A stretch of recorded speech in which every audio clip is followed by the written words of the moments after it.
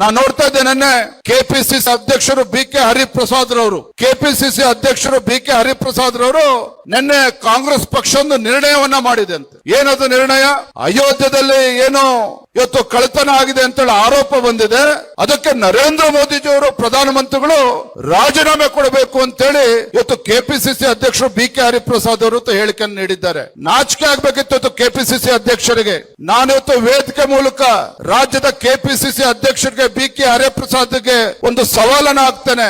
ಮಾನ್ಯ ಬಿ.ಕೆ. ಹರಿಪ್ರಸಾದ್ ಅವರೇ, ನಿಮಗೆ ತಾಕತ್ತಿದ್ರೆ ನಿಮ್ಮ ಎಐಸಿಸಿ ಏನು ಹಿಂದಿನ ಅಧ್ಯಕ್ಷರಾಗಿದ್ರು ಈಗಿನ ವಿರೋಧ ಪಕ್ಷದ ನಾಯಕರು ರಾಹುಲ್ ಗಾಂಧಿ ಅವರ ರಾಜೀನಾಮೆನ ಪಡೆದುಕೊಳ್ಬೇಕು, ಸೋನಿಯಾ ಗಾಂಧಿ ಅವರ ರಾಜೀನಾಮೆನ ಪಡೆದುಕೊಳ್ಬೇಕು. ಯಾಕೆ ಅಂತ ಹೇಳಿದ್ರೆ, ಹಿಂದೆ ಏನು ಸ್ವಾತಂತ್ರ್ಯ ಯೋಧರು ಬೆವರು ಸುರಿಸಿ ಕಟ್ಟಿದಂತ ನ್ಯಾಷನಲ್ ಹೆರಾಲ್ಡ್ ಸಂಸ್ಥೆಯನ್ನ ಸಾವಿರಾರು ಕೋಟಿ ರೂಪಾಯಿಗಳನ್ನ ಲೂಟಿ ಹೊಡಿತಕ್ಕಂಥ ಕೆಲಸವನ್ನ ಇವತ್ತು ಕಾಂಗ್ರೆಸ್ ಕುಟುಂಬ ಇವತ್ತು ಮಾಡಿರ್ತಕ್ಕಂಥದ್ದು, ಗಾಂಧಿ ಕುಟುಂಬ ಇವತ್ತು ಮಾಡಿರ್ತಕ್ಕಂಥದ್ದು. ಇವತ್ತು ಸೋನಿಯಾ ಗಾಂಧಿ ಮತ್ತು ರಾಹುಲ್ ಗಾಂಧಿ ಅವರು ಏನು ನ್ಯಾಷನಲ್ ಹೆರಾಲ್ಡ್ ಆ ಸ್ಕ್ಯಾಮ್ ನಲ್ಲಿ ಸುಮಾರು 5,000 ಕೋಟಿಗೂ ಹೆಚ್ಚು ರೂಪಾಯಿಗಳನ್ನ ಲೂಟಿ ಹೊಡೆದಿರ್ತಕ್ಕಂಥ ಸಂದರ್ಭದಲ್ಲಿ ಇವತ್ತು ಹೈಕೋರ್ಟ್ ನಲ್ಲಿ ಬೇಲ್ ಅನ್ನ ತೆಗೆದುಕೊಂಡು ಬೇಲ್ ಮೇಲೆ ಇವತ್ತು ದೇಶದಲ್ಲಿ ಓಡಾಡ್ತಾ ಇದ್ದಾರೆ ನಮ್ಮ ಎಐಸಿಸಿ, ನಿಮ್ಮ ಕಾಂಗ್ರೆಸ್ಸಿನ ಮುಖಂಡರು. ಹಾಗಾಗಿ ಇವತ್ತು ಕಾಂಗ್ರೆಸ್ ಪಕ್ಷದವರಿಗೆ ಭ್ರಷ್ಟಾಚಾರದ ಬಗ್ಗೆ ನಿಜವಾಗ್ಲೂ ಕೂಡ ನೈತಿಕತೆ ಇದ್ರೆ, ಕಾಳಜಿ ಇದ್ರೆ ಫಸ್ಟ್ ರಾಹುಲ್ ಗಾಂಧಿ ಅವರ ರಾಜೀನಾಮೆನ ಪಡೆದುಕೊಳ್ಬೇಕು, ಸೋನಿಯಾ ಗಾಂಧಿ ಅವರ ರಾಜೀನಾಮೆನ ಪಡೆದುಕೊಳ್ಬೇಕು, ನರೇಂದ್ರ ಮೋದಿಜಿ ಅವರದಲ್ಲ. ಇವತ್ತು ಕಾಂಗ್ರೆಸ್ನವರಿಗೆ ಸಿಬಿಐ ತನಿಖೆ ಕೊಡಿ ಅಂತ ಹೇಳಿದ್ದಾರೆ. ಅಯೋಧ್ಯೆಯಲ್ಲಿ ಆದಂತ ಘಟನೆ ಸಿಬಿಐ ಕೊಡಬೇಕು ಅಂತೇಳಿ. ಯಾಕೆ ಸ್ವಾಮಿ?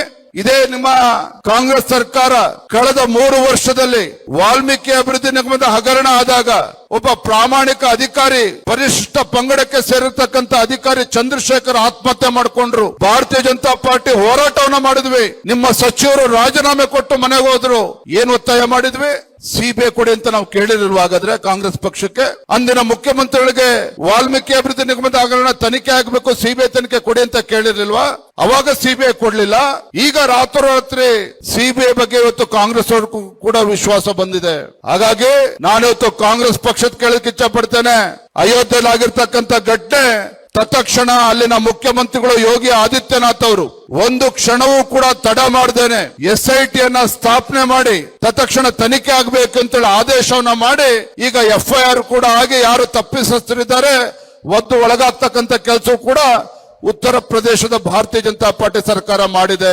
ನಿಮಗೆ ಎದೆಗಾರಿಕೆ ಇದ್ರೆ, ನಿಮಗೆ ತಾಕತ್ತಿದ್ರೆ ರಾಜ್ಯದಲ್ಲಿ ಕಳೆದ 3 ವರ್ಷದಿಂದ ಏನು ಅಮಾಯಕ ಹಿಂದೂ ಕಾರ್ಯಕರ್ತರ ಮೇಲೆ ದೌರ್ಜನ್ಯ ನಡೀತಾ ಇದೆ, ಹಿಂದೂ ಮಹಿಳೆಯರ ಮೇಲೆ ಅತ್ಯಾಚಾರ ಪ್ರಕರಣಗಳೇನ್ ನಡೀತಾ ಇದೆ, ಕೊಲೆ ಪ್ರಕರಣಗಳೇನ್ ನಡೀತಾ ಇದೆ, ಅಂತವರಿಗೆ ಜೈಲಿಗೆ ಹಾಕಿ ಬಿರಿಯಾನಿ ತಿನ್ಸೋದನ್ನ ಬಿಟ್ಟು ಅವರನ್ನ ಒದ್ದು ಒಳಗಾಕಿ ಅವ್ರನ್ನ ಶಾಶ್ವತವಾಗಿ ಜೈಲಿಗೆ ಹಾಕ್ತಕ್ಕಂಥ ಕೆಲಸ ಮಾಡೋದಕ್ಕೆ ತಾಕತ್ತಿದ್ಯಾ? ಅದನ್ನ ಇವತ್ತು ಕೆಪಿಸಿಸಿ ಅಧ್ಯಕ್ಷರು ಫಸ್ಟ್ ಹೇಳ್ಬೇಕಾಗ್ತದೆ, ರಾಜ್ಯದ ಮುಖ್ಯಮಂತ್ರಿಗಳು ಕೂಡ ಹೇಳ್ಬೇಕಾಗ್ತದೆ.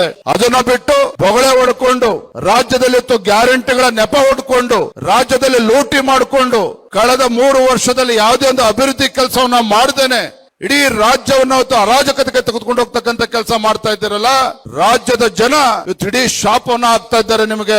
ನನಗೆ ಸಂಪೂರ್ಣ ವಿಶ್ವಾಸದ ಬಂಧುಗಳೇ, ಇಂಥ ಜನ ವಿರೋಧಿ ಕಾಂಗ್ರೆಸ್ ಸರ್ಕಾರ ಇವತ್ತು ಏನೇ ಹಾರಾಟ ನಡೆಸಿದ್ರು ಕೂಡ ಹೊಸ ಮುಖ್ಯಮಂತ್ರಿಗಳು ಬಂದಿದ್ದಾರೆ ಅಂತೇಳಿ ಇವತ್ತೇನೋ ಬಹಳ ಉತ್ಸಾಹದಲ್ಲೇನೋ ಮೆರಿತಾ ಇದ್ದಾರೆ ಇವತ್ತು ಕಾಂಗ್ರೆಸ್ನವರು. ನಾವು ಒಂದೇ ಮಾತನ್ನ ಈ ಸಂದರ್ಭದಲ್ಲಿ ಹೇಳ್ತಾನೆ, ಹಿರಿಯರೊಂದು ಮಾತನ್ನ ಹೇಳ್ತಾರೆ, ಆರೋ ದೀಪ ಜೋರಾಗಿ ಉರಿತದಂತೆ. ಆರೋ ದೀಪ ಹೇಗೆ ಜೋರಾಗಿ ಉರಿತದೋ ಕಾಂಗ್ರೆಸ್ ಪಕ್ಷದ ಪರಿಸ್ಥಿತಿನೂ ಕೂಡ ರಾಜ್ಯದಲ್ಲಿ ಅದೇ ಪರಿಸ್ಥಿತಿಗೆ ಬಂದ್ ನಿಂತಿದೆ. ಮುಂದೆ ಬರ್ತಕ್ಕಂಥ ದಿನಗಳಲ್ಲಿ ಯಾವತ್ತು 3ನೇ ಮುಖ್ಯಮಂತ್ರಿ ರಾಜ್ಯಕ್ಕೆ ಬರ್ತಾರೋ ಇಲ್ಲೋ ಗೊತ್ತಿಲ್ಲ, ಆದ್ರೆ ನಿಶ್ಚಿತವಾಗಿ ಕಾಂಗ್ರೆಸ್ ಪಕ್ಷವರ ಆಡಳಿತದ ವೈಖರಿ ರಾಜ್ಯದ ಜನ ಅಂತೂ ಬೇಸತ್ತಿದ್ದಾರೆ. ಖಂಡಿತ ಅವರನ್ನ ಶಾಶ್ವತವಾಗಿ ಮನೆಯಲ್ಲಿ ಕೂರಿಸ್ತಕ್ಕಂಥ ಕೆಲಸ ರಾಜ್ಯದ ಜನ ಮಾಡ್ತಾರೆ ಅನ್ನೋ ಮಾತನ್ನ ಸಂದರ್ಭದಲ್ಲಿ ಹೇಳ್ತಾ